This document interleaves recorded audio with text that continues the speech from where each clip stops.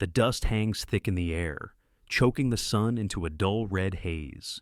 You can smell it first, the sharp tang of smoke mixing with the metallic bite of blood, carried on a wind that whispers through shattered colonnades.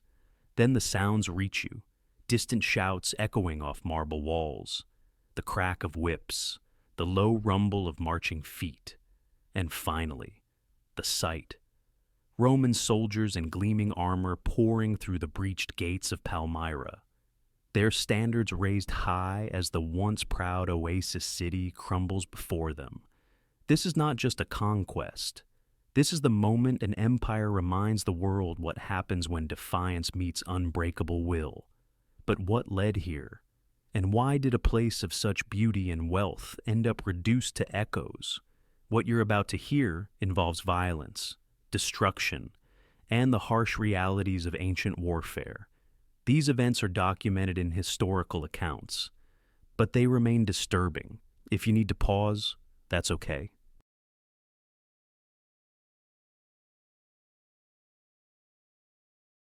For those continuing, remember, we're examining a system of power, not glorifying the pain. This wasn't random cruelty. This wasn't one man's rage. This was a machine, the Roman imperial machine, designed to absorb threats, crush resistance, and restore order at any cost. In the spring of 272, that machine turned its full attention eastward, toward a desert jewel that had dared to shine too brightly on its own. The Roman Empire in the 3rd century was a vast, fragile giant. Stretching from the misty hills of Britain to the sun-baked sands of Syria, it held together through roads, legions, and an unspoken agreement: submit and prosper, rebel and vanish.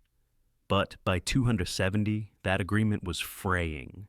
Barbarians pressed the northern borders. Usurpers rose and fell like summer storms. And in the east, a caravan city called Palmyra had quietly built something resembling its own realm.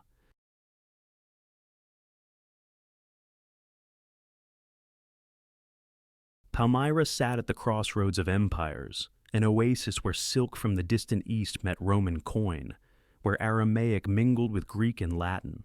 Its people were traders, warriors, survivors. They had grown rich protecting caravans, and richer still when Rome's weakness let them step into the void. Under a leader named Odaenathus, they pushed back Persian invaders and earned Roman titles. But Odaenathus fell to assassins, and his widow took the reins. Her name was Zenobia. She was not born to rule, but circumstances forged her into one who did. Intelligent, ambitious, fluent in multiple tongues, she expanded Palmyra's reach into Egypt and Anatolia, all while paying lip service to Rome. Coins showed her son alongside the distant emperor, a careful dance of loyalty and independence. But dances end when one partner tires of the music. That partner was Aurelian, a soldier's soldier, risen from the ranks through sheer competence. He had seen the empire bleed from too many wounds.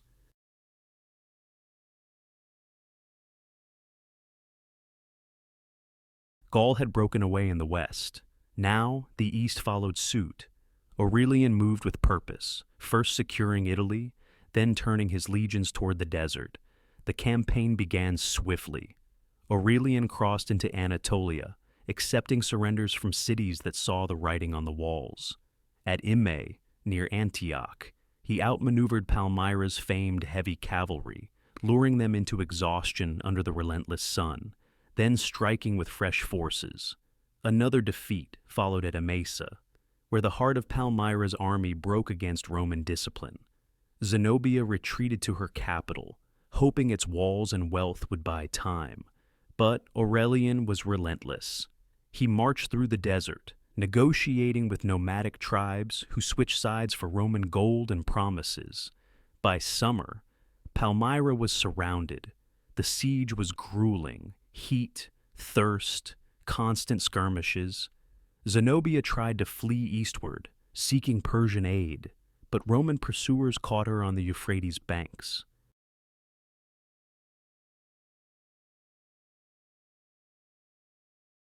With their queen captured, the city opened its gates. Aurelian entered not as a destroyer, but as a restorer. He spared the population, executed only a few key advisors, and left a garrison. Zenobia herself was taken west, destined for a Roman triumph, but spared execution. A woman, after all, in an age that still hesitated at such things. Palmyra breathed again. Trade resumed. Life seemed to return. But that wasn't the end. A year later, whispers turned to rebellion. Some citizens, perhaps emboldened by distance or resentment, rose up. They killed the Roman garrison commander and proclaimed a new leader.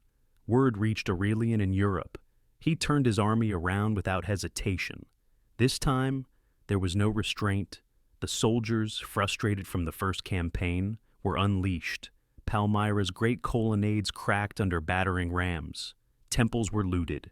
The city that had rivaled Rome in splendor was systematically broken, not erased entirely, but humbled beyond recovery.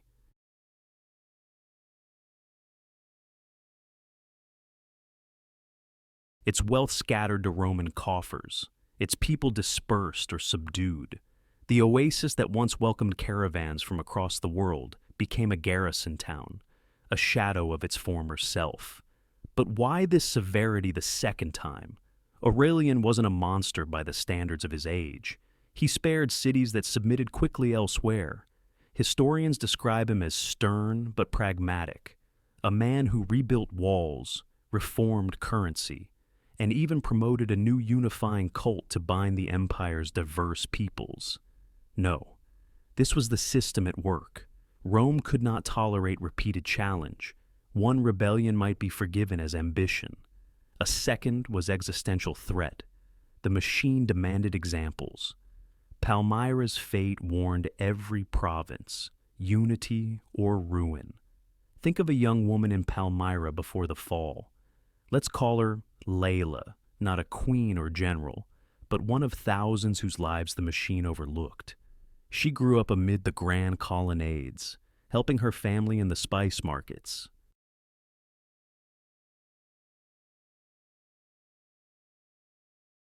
Incense from Arabia filled the air each dawn. Caravans brought stories of far-off lands. She dreamed of the day her father's roots would take her beyond the oasis. When Zenobia rose, Layla felt pride. A woman leading armies, Palmyra standing tall, it felt like possibility. She watched processions honoring the queen, saw coins bearing her image. Life seemed brighter, trade boomed, defenses strong. Then came the Romans. First siege, fear, but survival. Aurelian left, and hope flickered. But the rebellion stirred old grievances. Some neighbors joined it, dreaming of restored glory. Others, like Layla's family, stayed quiet, hoping neutrality would protect them. It didn't.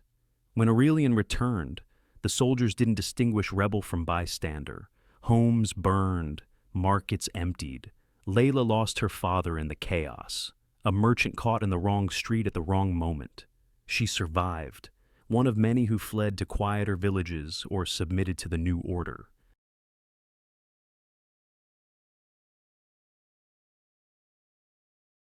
This wasn't about one woman's fate. This was about control. Reports flowed to commanders who resisted, who submitted. Incentives aligned, loyal tribes rewarded, defiant cities punished. Numbers spoke in human terms, families scattered, livelihoods gone, a generation taught submission.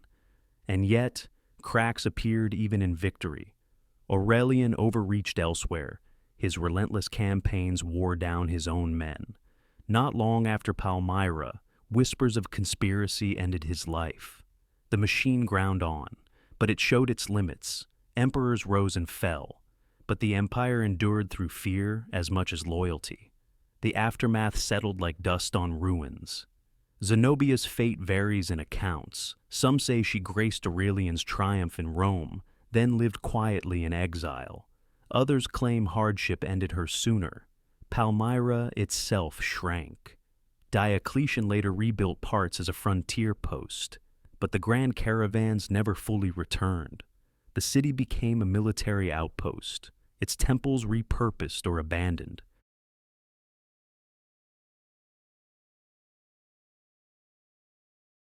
Yeah, ironic, isn't it? The wealth meant to fund independence fed Roman treasuries instead. The defiance intended to inspire became a cautionary tale carved in stone. Modern eyes see Palmyra's remains, vast columns standing sentinel over sand and connect across centuries. Archaeologists have uncovered inscriptions honoring caravan leaders, tombs painted with vibrant scenes of daily life. These weren't abstract victims. They were people who built beauty amid harshness, only to see a larger power decide their story ended. What does this teach us? Power rarely tolerates rivals, even brilliant ones. Systems built on unity crush outliers to survive. But memory resists. Palmyra's stones still stand, whispering of a time when a desert city dreamed bigger than empires allowed. We began in the dust and smoke of falling gates. Now return there. The shouts have faded, the fires cooled, but something changed. A proud city knelt, and the world watched. Rome endured a while longer, patched and stern.